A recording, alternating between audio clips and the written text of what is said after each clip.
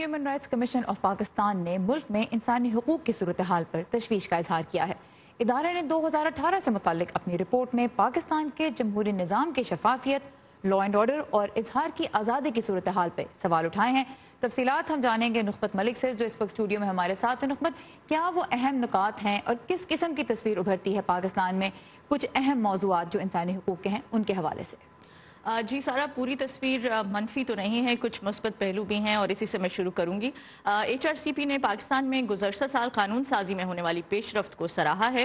ادارے کے مطابق پاکستان کی پارلیمان نے 2018 میں 39 قوانین پاس کیے جو 2017 کے مقابلے میں زیادہ تھے۔ تب 34 قوانین منظور ہوئے تھے۔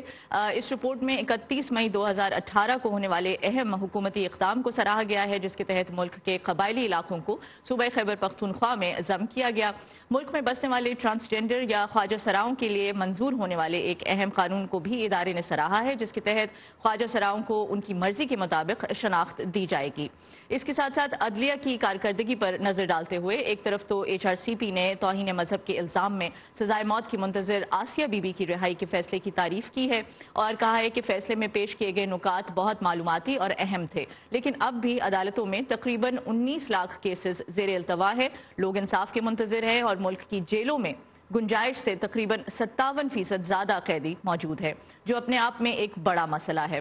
اس کے ساتھ ساتھ ایک بڑا مسئلہ جس کی طرف رپورٹ میں توجہ دلائی گئی ہے، جو ایک جمہوری ملک کے لیے خوش آئند نہیں ہے، وہ ہے آزادی اظہار رائے میں کمی اور سیاسی نظام میں عدم شفافیت۔ ایچ آر سی پی کہتا ہے کہ ملک میں گزشتہ سال ہونے والے انتخابات کی شفافیت پر اس لیے شک کیا جا سکتا ہے کیونکہ ادارے کے مطابق الیکشن سے پہلے ایسے حالات پیدا کر دیے گئے کہ کچھ جماعتیں انتخابی عمل میں بھرپور طور پر حصہ نہیں لے سکیں، جلسے نہیں کر سکیں۔ اسے پری پول ریگنگ کہا ہے ایچ آر سی پی نے۔ ادارے نے میڈیا کی آزادی پر بھی تحفظات کا اظہار کیا ہے اور کہا ہے کہ میڈیا ہاؤسز اور پریس پر جو پابندیاں گزشتہ ایک سال میں عائد کی گئی ہیں ان کی مثال نہیں ملتی۔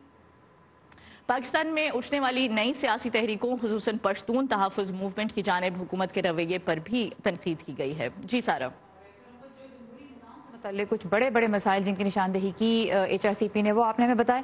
کچھ تجاویز بھی کیا دی ہیں ایچ آر سی پی نے، وہ بھی بتائیے۔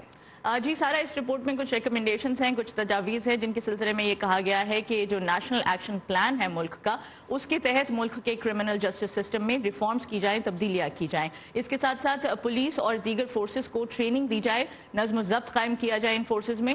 ای سی ایل کو لے کے بہت اہم بات کی ہے کہ ایگزٹ کنٹرول لسٹ کے استعمال پر جو اعتراض ہے جو رپورٹ نے اٹھایا، اس میں اس نے کہا ہے کہ اس لسٹ کو عوامی سطح پر لایا جائے، اس کو پبلک کیا جائے اور بتایا جائے کہ لوگ کن وجوہات کی بنا پر اس فہرست میں شامل کیے جاتے ہیں۔ جی سارا، آلرائٹ، نخبت ملک ہمارے ساتھ تھی اور human rights commission of Pakistan نے 2018 سے متعلق جو رپورٹ جاری کی ہے اسے کچھ اہم نکات خاص طور پہ جمہوری عمل کے حوالے سے نخبت نے ہمیں بتائے۔ Thank you very much نخبت۔